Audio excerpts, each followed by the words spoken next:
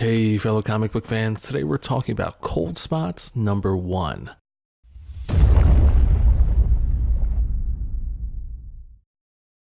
Yes, Cold Spots #1 by Image.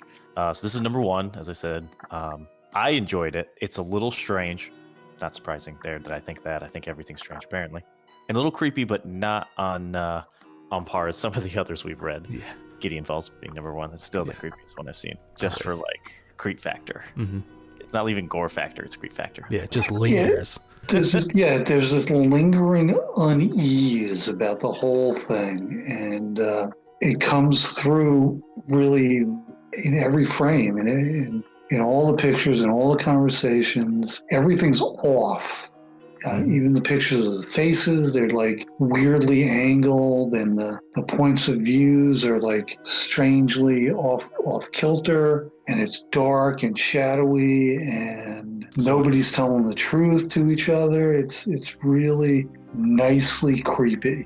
Right. And so it does have to do with ghosts. We don't know why, and we don't know how involved it all is. Yeah. There's just happen to be ghosts involved. So it does have that darker value to it, but it was easy to follow for the most part, even though they haven't given you a whole lot yet. It's moved pretty quickly. I thought the layout was pretty good, and as you say, the artwork's a little different, but it works for this because everything's just a little off almost.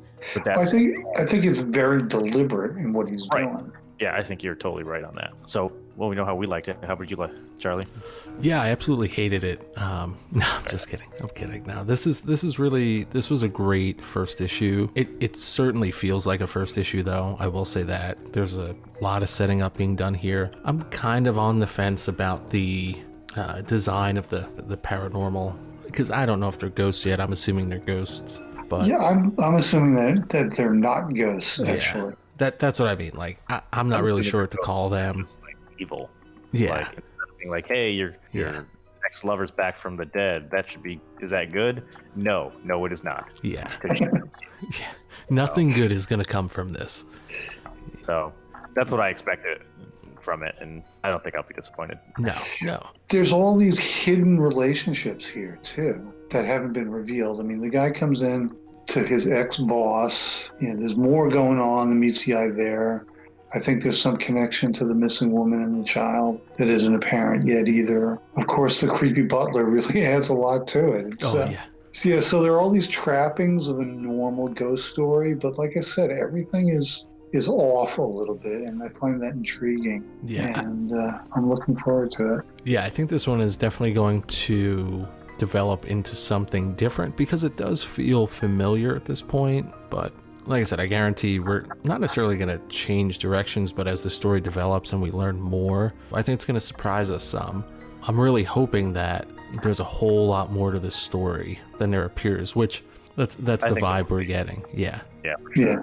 So I think that's the direction we're moving in, that Cullen Bunn here is really just hinting at all of the possible areas for development as the series progresses. And I also think that this is going to be one of those series, kind of like Port of Earth. Remember where we were like, look, this is really good to read, the first few issues, but once the story takes off, it's going to be amazing. I think this is going to be the same thing, where let's give it, and this is a great issue. I'm not saying that it isn't, but I think come issue 3, maybe issue 4, we're going to be saying that this is an amazing series. Oh yeah, this is going to get bigger and stranger and more interesting. I mean, and there are certain slight details that aren't explained that I think that are going to somehow come into play later on. Like there's this hamster cage, which we're going to have to find out.